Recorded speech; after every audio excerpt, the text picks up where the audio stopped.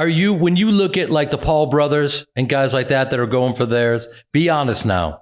What's the first thought that comes to your mind when you see them doing their thing? And The go ahead.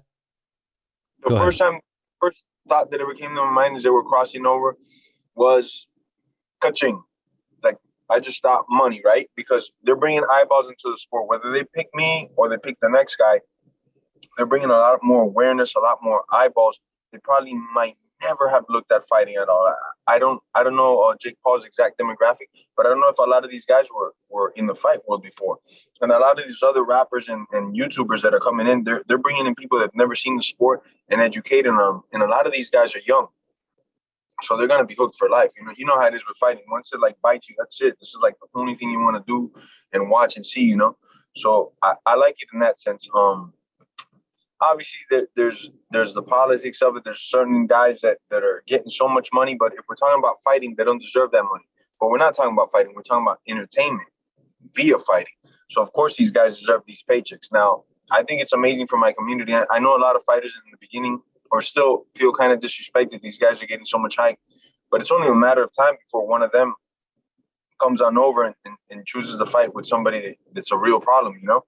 So, man, to tell you the truth, I freaking love it, man. I love it that these guys are coming in and just bringing more exposure to, God forbid, one of them picks me or something to fight. I'm in, man.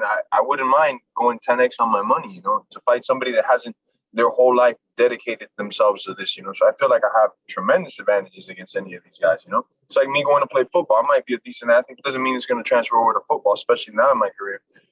No, but that's the thing about you that when you've dedicated your life to something the way you have, you understand your limitations. So you intrinsically know, oh, okay, you're a great athlete. But if you were to step on into someone else's arena, no matter how elite you are, you're going to get crushed.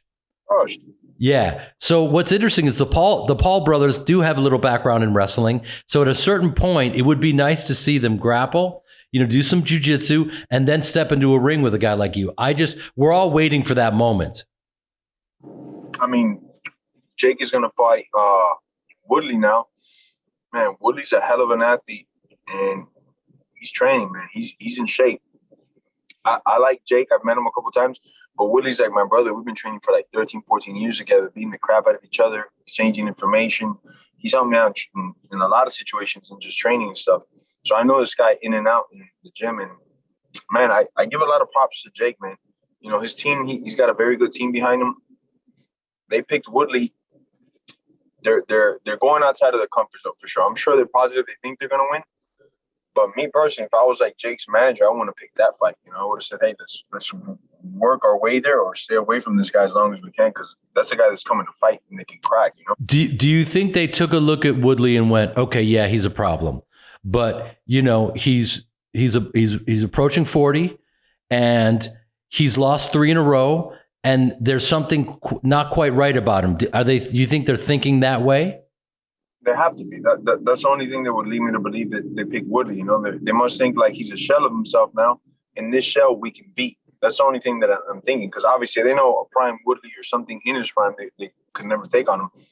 It's not that this the other side, but it's not what they did their whole life. Woodley wrestled since he's 7, 8 years old. Right. Was in some combat his whole life. This is all this man does is combat sports. So and he also has extreme power. Extreme power. Explosive. That's going to be crazy. I also like him because he's fearless. He's, because I've been doing stand-up for a few years now. I transitioned and, I'll go to these dive bars, where what you have to, as a stand-up, you got to go and you got to try material out anywhere. So I go to this little dive bar in the middle of nowhere, and there's Tyron doing his thing up there, and he's getting his reps in. And people don't know this, but like, he's going to have an interesting second act. You know what I mean? He's very funny. He's talented in so many different ways. So he's going to make his bag, and hopefully he'll have a great showing and make a bunch of money and continue on. But that guy, he's a really interesting, eccentric dude, who has a good work ethic. And I think for either one of them, it's going to be like a snowball effect. I think after this fight, many other boxers now, professional boxers, are going to call out Woodley because they're going to see him as a paycheck, and they're going to see him as like, this guy's not a boxer. I'm a full-time boxer now. He's a big name in boxing, and it's just going to be a big snowball effect for Woodley as well. So I think this is a great career move for him. How You Livin', Jay Piven. New episodes dropping every Wednesday on Apple, Spotify, or wherever you get your podcasts. Let's get into it.